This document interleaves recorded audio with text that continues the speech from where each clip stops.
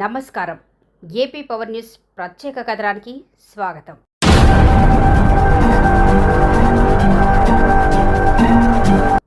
YCP ఘోర పరాజయానికి కారణమెవరు?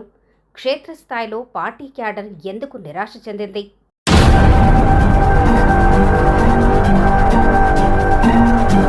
వీటన్నిటికీ సమాధానంగా మాజీ మంత్రి గుడివాడ అమర్నాథ్ సంచలన వ్యాఖ్యలు చేశారు. ఆ వ్యవస్థ వల్ల పార్టీ పూర్తిగా నష్టపోయిందని చెప్పి బలంగా నమ్మేటువంటి వ్యక్తిని నేను అన్నటువంటి విషయాన్ని సందర్భంగా తెలియజేస్తాను. ఆ వ్యవస్థ వల్ల పార్టీ పూర్తిగా నష్టపోయిందని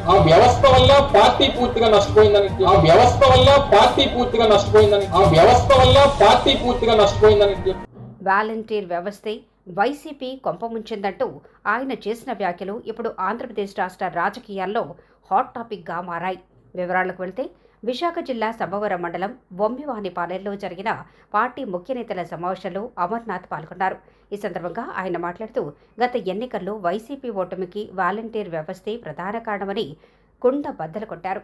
వాలంటీర్ల ద్వారా ప్రజలకు నేరుగా పథకాలు అందటం వల్ల మేలు జరిగిన మాట వాస్తవమే అయినా రాజకీయంగా పార్టీకి మాత్రం అది తీరని నష్టం కలిగించిందని విశ్లేషించారు. ముఖ్యంగా పాలనలో ప్రజాప్రతినిధులకు పార్టీని నమ్ముకున్న నాయకులకు సరియైన ప్రాధాన్యత లభించకపోవడం వల్లే ప్రజలకు పార్టీ దూరం కావాల్సి వచ్చిందని ఆయన అభిప్రాయపడ్డారు. కార్యక్రమాలు కాదని కేవలం వ్యవస్థలనే నమ్ముకోవటం వల్ల క్షేత్రస్థాయిలో పార్టీ పట్టు కోల్పోయిందని ఆవేదన వ్యక్తం చేశారు.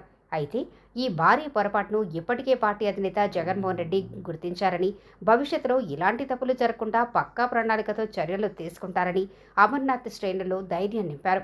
అధికారంలో ఉండగా నమ్ముకున్న వ్యవస్థలే ఇప్పుడు పరాజయానికి పునాది వేశాయని మాజీ మంత్రి చేసిన ఈ వ్యాఖ్యలు రాజకీయ వర్గాల్లో పెద్ద చర్చకే దారితీశాయి.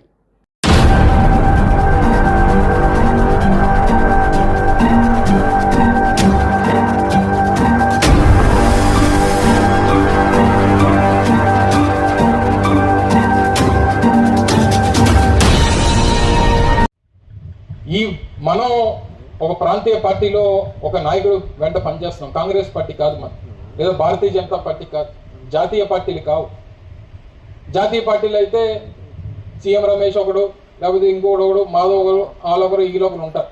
కాంగ్రెస్ పార్టీలో ఉన్నప్పుడు సుబ్రహ్మణ్యరెడ్డి దగ్గర ఒకరు, ద్రోణరాజు గారి దగ్గర ఒకరు, గురునాథరావు గారి దగ్గర ఒకరు, ఇలాగా ఈ వింగ్స్ ఉండేవి, వర్గాలు. జాతీయ స్థాయి కాబట్టి సోనియా గాంధీకి ఏం జరుగుతుందో తెలియదు, నరేంద్ర మోడీకి ఎక్కడ ఏం జరుగుతుందో తెలియదు. ఇలా వెళ్ళి అక్కడ ఏం చెప్తే అక్కడ దాని సెట్టింగ్ అయిపోయింది. టైం దొరికితే సీఎం రమేష్ గారు సీట్ తెచ్చుకోవడం, మనం ముక్కు మొహం తెలిపోయింది, ఇక్కడ జనం ఓట్లు వేసేయడం, వాళ్ళు ఎంపీలు అయిపోవడం. కానీ మనది ప్రాంతీయ పార్టీ. వేదిక మీద ఉన్నటువంటి నాయకులు కానీ, వేదిక ముందున్నటువంటి నాయకులు కానీ, మనం మెప్పించాల్సింది ఈ రాజకీయ పార్టీలో ఒకే ఒక్కరిని, ఒక్క వైఎస్ జగన్మోహన్ రెడ్డి గారిని మాత్రమే. ఆయన కళ్ళలో పడి మన నాయకత్వాన్ని రుజువు చేసుకుంటే మనల్ని ఏ స్థాయికన్నా తీసుకెళ్లేటువంటి శక్తి మన నాయకుడు వైఎస్ జగన్మోహన్ రెడ్డి గారికి ఉందనేటువంటి విషయాన్ని తెలియజేస్తా ఉన్నాం. మనం ఎవరి చుట్టూ తిరగాల్సినటువంటి పని లేదు.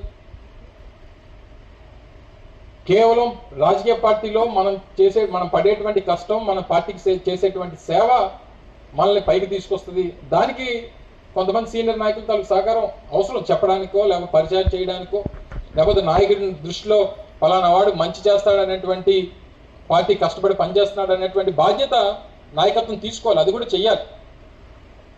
కానీ ఎండ్ ఆఫ్ ద డే నాయకుడి దృష్టిలో మనం ఉన్నామా లేదా, నాయకుడు నడుపుతున్నటువంటి పార్టీకి మనం నిస్వార్థంగా సేవ చేస్తున్నామా లేదా అనేటువంటిది చాలా ముఖ్యం మన రాజకీయ పార్టీలో.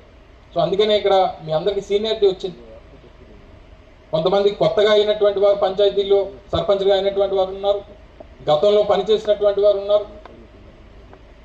ఇందాక పెద్దలు చెప్పినట్టు ఆ చెక్ పవర్ అనేటువంటిది దేశంలో ఒకే ఒక్క రాజకీయ నాయకుడికి ఉంటుంది, ఒక్క సర్పంచ్ మాత్రమే. ప్రధానమంత్రి కూడా చెక్ పవర్ ఉండదు, మంత్రులకు ఉండదు, ముఖ్యమంత్రికి ఉండదు.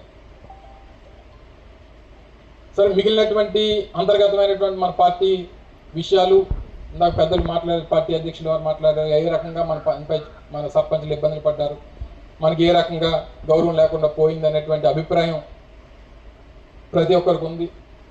సో ఏదైతే జరిగినటువంటి పొరపాట్లని సరిదిద్దుకునేటువంటి దిశగా మన పార్టీ ఈరోజు ముందుకెళ్తా ఉంది. జరిగినటువంటి పొరపాట్లు మళ్ళీ జరగకుండా చూసుకుంటాం అనేటువంటి మాట నేరుగా జగన్మోహన్ రెడ్డి గారే కార్యకర్తలు చెప్తా ఉన్నాడు. వ్యవస్థలో మార్పులు ఒక్కసారిగా పెద్ద ఎత్తున తీసుకురావాలనేటువంటి తపన ఆయనలో ఉండిపోయింది. ఆ దిశగా పనిచేశాడు. ఒక్కసారిగా ఎంత మార్పు తీసుకురావడం అనేటువంటిది కార్యకర్తలు తట్టుకోలేకపోయారు. మనం నిస్వార్థంగా సాచ్యురేషన్ పద్ధతిలో అన్ని పథకాలు ఇచ్చాం, కానీ ఎవరికి ఇచ్చామో తెలియదు. గ్రామాల్లో మీకు తెలియదు, నేరుగా వారి అకౌంట్లో సంక్షేమ కార్యక్రమాలు నేరుగా వచ్చేసేవి. వింత ఏంటంటే జరిగినటువంటి పనికేమో వాలంటీర్ల దగ్గరికి వెళ్ళేవారు, జరగనటువంటి పనికేమో సర్పంచుల దగ్గరికి వచ్చేవారు. జరగనిది ఎప్పుడు జరగదు మన దగ్గర, ఆ జరిగే పనేమో వాలంటీర్ దగ్గర అయిపోయింది. వాలంటీర్ మంచోడు, సర్పంచ్ చెడ్డోడు. ఈ వాలంటీర్ మన దగ్గరికి ఎవడొచ్చేవాడు, ఆడికి 1000 ఎస్ఎఫ్టీ కన్నా ఎక్కువ ఇల్లు ఉన్నటువంటి వాడు, లేకపోతే ఆడి ఇంట్లో ఇన్కమ్ ట్యాక్స్ ఉన్నటువంటి వాడు, ఇంట్లో కారు ఉన్నవాడు మన దగ్గరికి వచ్చాడు. ఆడికి ఎలాగిస్తాం మనం?